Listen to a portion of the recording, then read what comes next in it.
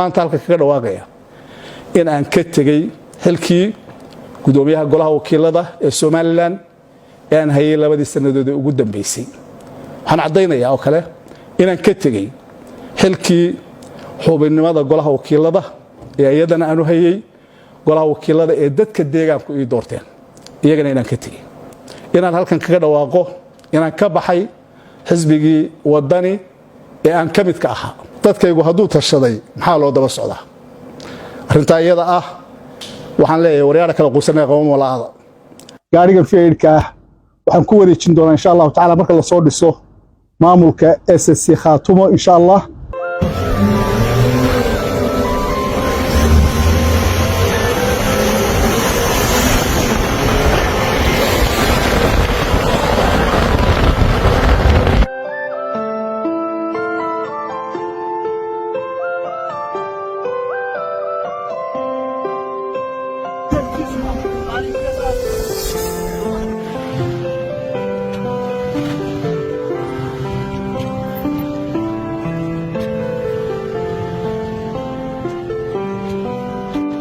waxaan jeclahay maanta inaan halka kan kaga hadlo dhowr arrimood oo kooban arrinta ugu horeysa ee aan rabo inaan ka hadlaa waxay noqonaysaa qaraarkii ka soo baxay golaha ammaanka ee adduunka ama Security Council-ka oo aan jeclahay inaan soo dhaweeyo aad u soo dhaweeyo doorkii ay ka qaateen iyo dadaalkii la geliyay dhibaatadii ka dhacday magaalada Laascaanood iyo weerarkii bahalnimada ahaa ee ku soo qaadeen ciidamada Soomaaliland sidii ay u qiimeeyeen iyo jawaabtii ka soo baxday aad baan soo dhaweynaa waxaan kaloo jeclahay inaan halkan ka cambaareeyo jawaabtii ka noqotay maamulka Soomaaliland oo aan ahayn mid ku habboon marka koowaad wali waxay daba socdaan arrimihii ay caadeysteen ee ahay dadka deegaankan inay ku eedeeyaan waxaanay geyin oo ah inay halkan ka dagaalamayaan argagixiso oo ay mar labaad ku soo celiyeen iyo mar saddexaad iyo mar afraadba arrintaas waxay ku dareen in ay difaacayaan amniga gobolka ayna dagaalkan wakiil kaga yihiin dalal ku yaala geeska oo aynu darisnahay arrinta iyada ah oo iyaduna meel ka dhac ku ah wadamada dariska ah oo aan hubo inaanay dagaalka bahalnimada wakiil kaga ahayn muddadii ay jirtay Soomaaliland iyo intii uu burburkii dawladda dhexe Soomaaliya dhacay ma jirto wax fal argagixisa ah oo ka tagay deegaankan Sool Sanaag iyo Cayn oo lagu waxyeeleeyay wadamada dariska ah laakiin waxa dhacday taa bedelkeeda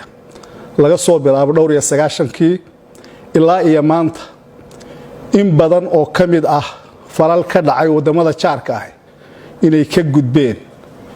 dhinaca Soomaaliland ee ay degaan beelaha iminka sheeganaya inay difaacayaan wadamada jaarka ah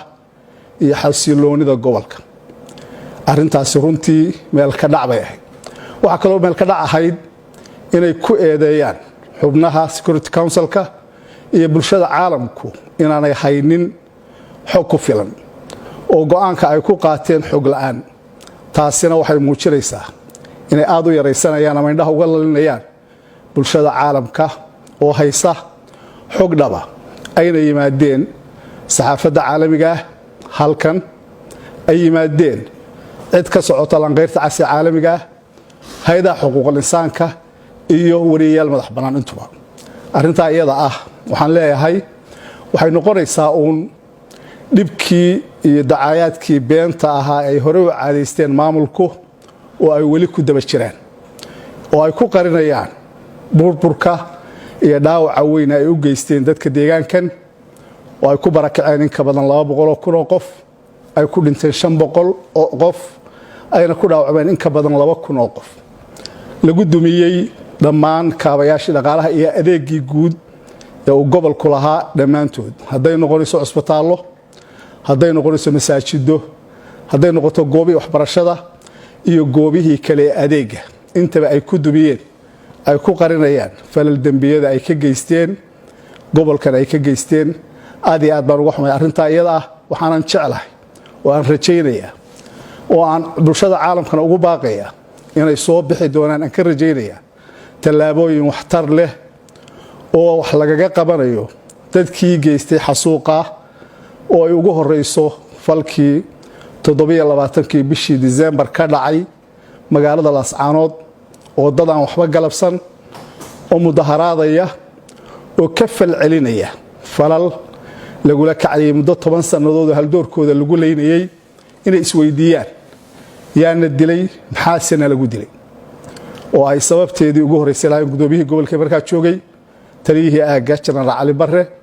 iyo intii kale ee talada la lahayd oo ugu horeeyay madaxweynaha maamulka Muuse Biixi Cabdi arrinta iyada ah waxaan jeclahay inay ka soo bixi doonaan arrin ay ku diirsadaan dadka deegaankan si aanay noqonin inay ciqaabta ka baxsadaan kuwa dambiilayaasha ah ee ku gabood fala xuquuqda bini'aadamku inta markaan ka gudbo waxaan jecelahay inaan u mahadnaqo oo hambaliyeeyo dadka deegaankan ee uu iska caabiyay falalkii gardarrada ahaa iyo gumaadkii loo geysanayay dadkooda in badan oo kamidana guula ka soo hooyay aanan hubo inay dhammaystirmi doonto waqti aan fogeyn insha Allah taala waxaan u mahad celinayaa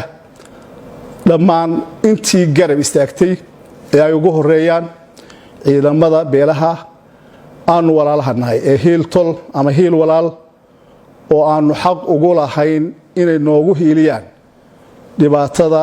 iyo gumaadka foosha xun ee u geysanayay maamulku ee u muuqday sirsafaynta waxaan leeyahay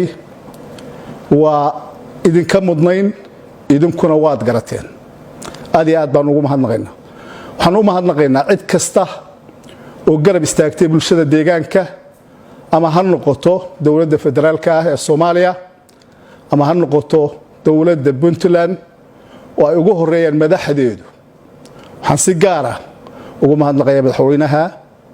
Saciid Cabdilaahi Deni madaxweyne ku-xigeenka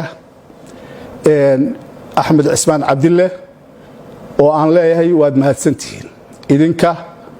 iyo dadkiina iyo deegaankiina iyadoo aanay dawladdu sida ay mar walba sheegato Soomaaliland aanay ka qayb galin dagaalka haddana garab istaagii aad muujiseen aflaha ee soo dhaweyn lahaa dadkii deegaanka oo ay ugu dambeysay qaabkii aad ula dhaqanteen ardaydii iyo dadkii waxbarashadu ay ka kala go'day ka soo qaxay ee deegaamada tagay ee shalayto imtixaankoodii shahaadiga ahaa loo fadhiisanayay aad iyo aad baanu idinku mahadnaqaynaa dawladda federaalka madaxweynaha ra'iisul wasaaraha iyo wasiirka arrimaha gudaha si gaar ah aan ugu mahadnaqayo go'aamadii ay soo saareen dadka deegaanku qoraalkii uu ka soo saaray oo ay ahayd mid ay dawladdu ku wada socoto laakiin sidii labayd ee uu soo jeediyay welina uu muujiyay markii ay garaadadu tageen magaalada Muqdisho inay dawladdu ku taagan tahay dariiqii iyo go'aankii ay qaadatay aad iyo aad baan idinku mahadnaqaynaa waxaanu kala u mahadnaqaynaa runtii cid kasta oo af iyo adin ban nagu taageertay oo aan ka xusayo xubno kamid ah golahaygii baarlamaanka oo aan leeyahay waad ku mahadsantiin saaxiibayaal maxamed abiib yuusuf barqad jaamac batuun axmed jaamac saalax salabaan nuur warsame food iyo ninka la yiraahdo mubaarak muuse ismaaciil aad iyo aad baad u mahadsantiin inaad ka damqataan oo ka dhiidhidaan dhibaatada dadka lagu hayo oo aad cabirtaan aragtidiina idinkoo oon la gabanaynin ama aanay idin jiidanayn waxyaabo waxba dad badan oo maanta idin la mid ah jiitay kana duway dariiqii saxda ah aad iyo aad baan idinku mahadnaqayaa waxaan kaloo iyadana u mahadnaqayaa dadkii sida weyn u taageeray oo ay ugu horeyso madaxda dhaqanka ee beesha Garxajis oo xilli in badan oo garan weyday oo aan kelmad ka oran xasuuq iyo dhibkii loo geystay dadkaasi ay lahaayeen waxaanu ka nahay wakiil Muuse oo ay garo beesha la yiraahdo og iyo caynaba fadhiyeen iyagu yiri haddii aanan waxba tarayn dherag dhacsi ula tagi mayno waa ku mahadsantihiin. waxaan kaloo runtii u mahadnaqayaa intii dadka Soomaalida ah ee meel walba joogay ee moral inoo taageeray iyo intii afka nagu taageertay social media aad iyo aad nooga taageertay. waan ka xusayo Captain Ayub, Cabdilaahi Balwaan, Sheekh Cabdi Xirsi, Abbas Madani isagu waa nin deegaanka u dhashay oo waajibkiisa gudanayay, iyo Germany. guud ahaan dadka aan xusay dhammaantood aad iyo aad baan ugu mahadnaqayaa. waxaan runtii marnaba ilaawi karin oo aanay mudnayn in la ilaawo dhallinyaradii saxaafiyiinta ahayd ee halkan timi ee Teera iyo Bakayle oo aan leeyahay waxaad u soo bandhigteen waaqicii dhabta ahaa ee yaalay magaalada Laascaanood bulshada caalamka. waxaan kaloo rabaa inaan runtii aad si gaar ah u tilmaamo halganka qaybtii uu ka qaatay Cali Yara Cali oo aan leeyahay waxaad muujisay runtii aragti dheeri. waxaan qabaa in dadka deegaankan ku hayaan abaalka in badan oo huruday ama aan dareensanayn dhibka halkan ka jiray soo bandhigidda aad soo bandhigtay. aad iyo aad baad ugu mahadsantahay. waxaan ka cudur daaranayaa cid kastoo aan ka tegay magaceeda iyo xuskeeda oo ah ama qalin maal oo wax qortay ama afmaal ah oo hadashay ama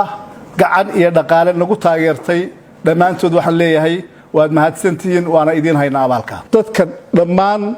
hawsha ayadaa ka qayb qaatay waxaan leeyahay aad iyo aad baad ugu mahadsantihiin. damqashadiinna iyo garab istaaggiinna aad iyo aad baad ugu mahadsantihiin. waxaan mahad u jeedinayaa golaha deegaanka ee magaalada Laascaanood oo xilli hore arrintaa iyadaa ka falceliyey, muujiyeyna garab istaagga ay u qabaan ay u hayaan dadkooda, celiyeyna abaalkii loo galay ee ahayd in bulshadu dooratay oo ay ugu horeeyaan duqa magaalada iyo ku-xigeenkiisu. waxaan leeyahay aad iyo aad baad mahadsantihiin. waxaan mahad gaara u sii celinaya iyagana dhallinyaradii isuduwayaashii iyo shaqaale hoosaadka ahaa ee goor hore gartay inay iskaga tagaan shaqada maamulka oo aan leeyahay waa mid ay garan waayeen in badan oo ama la filayay inay ka aqoon badan yihiin ama ka xilroon yihiin ama abaal ka badan lagu leeyahay. aad iyo aad baad u mahadsantihiin. gobbaa laga sinaa jeer abaar guuri saatimiye nasab waxaad ku garata dharaar la isu soo galay. aad iyo aad baad u mahadsantihiin. saraakiisha ciidamada ee hoggaanka u haya halganka waxaan leeyahay hambalyo. aad iyo aad baan idinku mahadnaqayaa. hawsha aad haysaan waa hawl weyn, waanan hubaa inay midhaheeda la guran doono wakhti aan fogeyn. 80% waa la gaadhay guushii aad higsanayseen. inta idinku hadhayna waa in aad u yar. waxaan mahad gaara u sii celinayaa dhallinyaradii aan odhan karo waxay horseed u ahaayeen in hawshani maanta halka ay marayso ay gaadho. in badan oo ka midina ay u dhimatay ee ahayd dhallinyaradii la baxday magaca jamaahiirta. waxaan leeyahay waad mahadsantihiin. waxaad qabateen oo aad garateen waajib idin saaraa oo in badan oo idinla mid ay garan weyday. waxaan mahad gaara u celinayaa oo aanan marna ilaawi karin qurba joogta oo af iyo adinba kaga qayb qaatay halgankan, geliyay dhaqaale aad u badan. waxaan leeyahay hawlka badaale wali waa hogadii, wali waa laydin sugayaa. hawshuna iyo guushuna way dhowdahay. aad iyo aad baa arrintaa iyada ah laydinka sugaya. waxaan u mahad celinayaa hoggaankii 33 ahaa oo shaqo badan qabtay, xilli adag iyo duruufo adagna ku shaqaynayay. oo aan hubo muddada 6 bilood ee ay shaqaynayeen in ay wax walba dhulka dhigeen, danahoodii gaarka ahna ay laaween. waxaan leeyahay aad iyo aad baad ugu mahadsantihiin hawsha aad u qabateen dadkiina. waxaan iyana u mahad celinayaa golaha dhaqanka ee deegaanka iyo beesha oo iyaguna hawl weyn ka qabtay intii hawshan halganka ah ee lagu jiray. aad iyo aad baan idinku mahadnaqayaa. waxaan rajaynayaa haddii ilahay idmo, waxaan aad u maqmaqlayay dad badan oo leh dadka u soo hiiliyey ama dadka ay wada dhasheen dadkan ee u soo hiiliyey dhaliilaya. waa arrin aad u layaab badan iyadoo la ogyahay Muuse iyo dirkiisu meelaha ay hiil ka dooneen ilaa iyo ab iyo isir aan jirin ay sameeyaan oo ay keenaan dekada berbere oo yiraahdaan ku soo dhawaada dekadii Ir Soomaaliya oo ay keenaan Caynaba oo yiraahdaan ku soo dhawaada deegaanka Ir Soomaaliya oo aan la ogeyn meelu isirku iyo asal iyo farac ku leeyahay waxa ay sheeganayaan waxaan runtii leeyahay arinta iyada ah wali waa dhowdahay wuxuu yiri cilmi carab hadii anigu aan liito oo yara helaado meesha iyo luuq batulkay leedan yaala reerka halkan xaq bay u leeyihiin cid kasta oo ay dulmiga iyo cudwaanka iyo runtii ismoodsiiska arinta ahayd muuse isa siiyay gobolkan inuu yahay gobol isagu leeyahay ama taladeeda ama isagu sidoo doono u xukumayo in runtii ay ka hortageen dadka deegaanku aad iyo aad baan ugu mahadnaqayaa waxaan leeyahay deegaankan waynu kala leenahay dowladda Soomaaliya markay dhacday gobolada waqooyi gobol bay ahaayeen saddex gobol waynu wada degnaa gobolka Togdheer gobolkan Sool iyo gobolka Sanaag nin walba intuu doonaha ka digay gobolka waqooyi galbeedna waxa idin la degay beeshiina labada beelood ee darafka shishe jira gobolka awdal labada beelood buu gaar yahay waanu ku kalsooni waanu ku qabnaa in deegaanka iyagu nagu filan yahay waxaanu aaminsanahay in deegaanka iyagu uu leeyahay istiraatiijiyad taariikheed inuu leeyahay istiraatiijiyad juqraafiyadeed inuu isleeyahay istiraatiijiyad dhaqaale inuu leeyahay istiraatiijiyad ciidan inuu leeyahay istiraatiijiyad dhaqan waxaanu aaminsanahay inuu aad noogu filan yahay hadii aad u aragtaan inaanu gobolkayga iyo deegaankaygu isbixinaynin annaga ay iimaanka ku qabno oo rabna uuna nagu filan yahay waxaanu idinkana idin soo jeedinaynaa ha idinku filaado deegaankiinu haddii wax idin goynayo arrinta iyada ah waxaan ku celcelinayaa waxaan maalintii hore aan hadlay sheegay muuse aan ku yidhi ha gaadhsiinin dadka meel aanay isu soo noqonin oo aanay isu iman ha gaadhsiin oo intaa dhiba dhacday waxba ha ku darin dagaalku bilbu socday maalinta maanta waxaan ku leeyahay waxay u muuqataa inaad gaadhsiisay heer aanay noloshooda inta ka hadhay wada mari doonin dadka deegaankan iyo dadka aad ka soo jeedaa maantana haddii ay kula noqoto waxba ha ku darin baan oran lahaa haddii ay kula noqon weydana waxa dhulka naga yaala ma jiraan intaa iyadana taasaan kaga gudbayaa waxaan ku soo gabagabeynayaa hadal saaxiibkay Cali Seeyo uu lahaa isagoo ugu qiildeeya Soomaaliland uu lahaa haddii gacalku isturqumo dudada uu kala rogtaa dadkaygu hadduu tashaday maxaa loo daba socdaa arrinta iyada ah waxaan leeyahay waryaada kala quusanay qowmo walaada halka hayno joogto baan leeyahay ugu dambeyntii waxaan rabaa maanta anigu muddadii ugu dambeysay waxaan ku sugnaa magaalada Laascaanood waxa bishii January bilowgeedii waraysi aan siiyay idaacadda BBC-da aan kaga hadlay falka foosho xun ee aan tilmaamay 27 bisha dhacay iyo sidii loo maamulay ama loo maareeyay waxaanan ku taliyay maanta ay qabasho leedahay in qabto lama yeelin waan imid madaxdii maamulka waanu tashanay waxaanan u sheegay inaan qiimay soo samaynayo war baan kula noqday lama yeelin maalintaas 30 bishii January markii aan ka soo noqonayay waxaan go'aansaday inaan dib ugu noqon Hargeysa maantana halkii baan joogay dib ugu noqon saddexdii bishana waxaan ka raray reerkayga Hargeysa dagaalkuna wuxuu bilaabmay 6dii bisha taas waxay ahayd go'aan aan qaatay markii aan arkay duruufuhu siday u socdaan laakiin waxaan go'aansaday markii aanu tashanay madaxdii dhaqanka hogaankii siyaasadda aqoon-yahankii iyo dadkii deegaanka inaan xilkaas isaga ah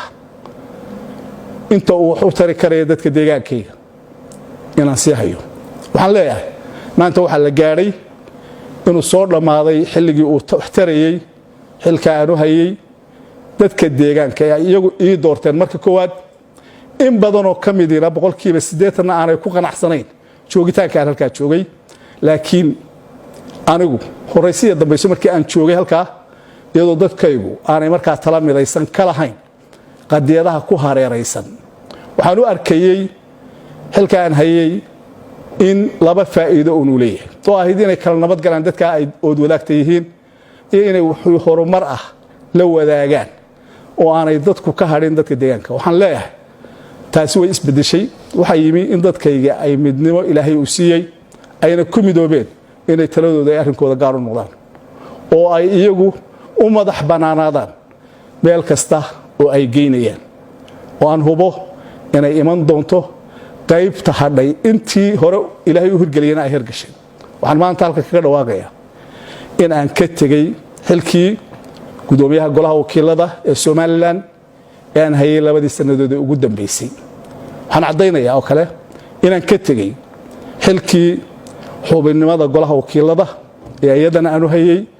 golaha wakiilada ee dadka deegaanku ay doorteen iyagana inaan ka tegey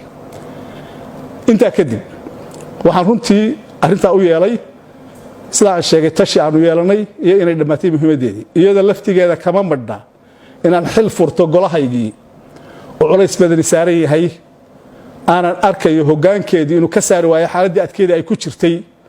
inaan iyagana xil furto taasina meesha kama madna inta markaan ka gudbo waxaan iyana jeclahay inaan halkan kaga dhawaaqo inaan ka baxay xisbigii wadani ee aan ka mid ka ahaa xubinimadiisii iyo guddiga fulinta iyo xubintii golaha dhexe iyadana inaan maanta halka iyada ah ku macsalaamay islaan rag waaweyn oo deegaankan u dhashay oo madax dhaqan iyo mid siyaasadeed ba soo maray dhashay ba waxa la 9 wiil bay dhashay markaasay kii tobnaad foolato markaasay islaantii waxay tidhi waa gabadh na ku noqobayta calqaska ma aqaan arwadaan meel ka tagayo calqaska ma aqaano waxay way isu kay raacaan marka insha Allah taala mahad gaaran cilniya runtii golihii aan 2 sanadood la shaqeynayay waxaan mahad gaar u cilniya intii ii garatay inaan xilka qabto waxaan mahad gaar u cilniya xisbiga aan ka tirsanaa iyo madaxdiisii waxaan si gaar ah mahad ugu cilniya aqoonyahan garyaqaan jaamac shabeel oo muddadii halgankaasi socday xisbigana ka tirsan muddadii halgankaasi socday ahaa xubin kamid ah halgamayaasha deegaanka SSC Khaatumo aad iyo aad baad u mahadsantahay baan leeyahay cid kasta oo muujisay arintaa wax la mid ah oo deegaanka ku dhaqan oo aanan xusinna waxaan leeyahay waad ku mahadsantihiin hadii Ilaahay idmo aad iyo aad baad mahadsantihiin assalaamu calaykum waraxmatullaahi wabarakaatuh waxaan maamulka u hayay 2 gaari oo ah gaarigan fiidka ay hareertiina taagan ee gaari Suzuki oo yaala magaalada Hargeysa hadii Ilaahay idmo gaariga Suzuki waxa lagu wareejinayaa maamulkii iyo golihii uu ka tirsanaa bari subax hadii Ilaahay raali ka noqdo maadaama aan resource dalka la qaybsan una ahaa resource ka dhaxeeya dadka gaariga fiidka waxaan ku wareejin doonaa insha Allah taala marka la soo dhiso maamulka SSC Khaatumo insha Allah waxaan mid walba 2 gaari uu ka mid noqon doonaa oo gacantooda gali doonaa maamulka uu hadda la yaalo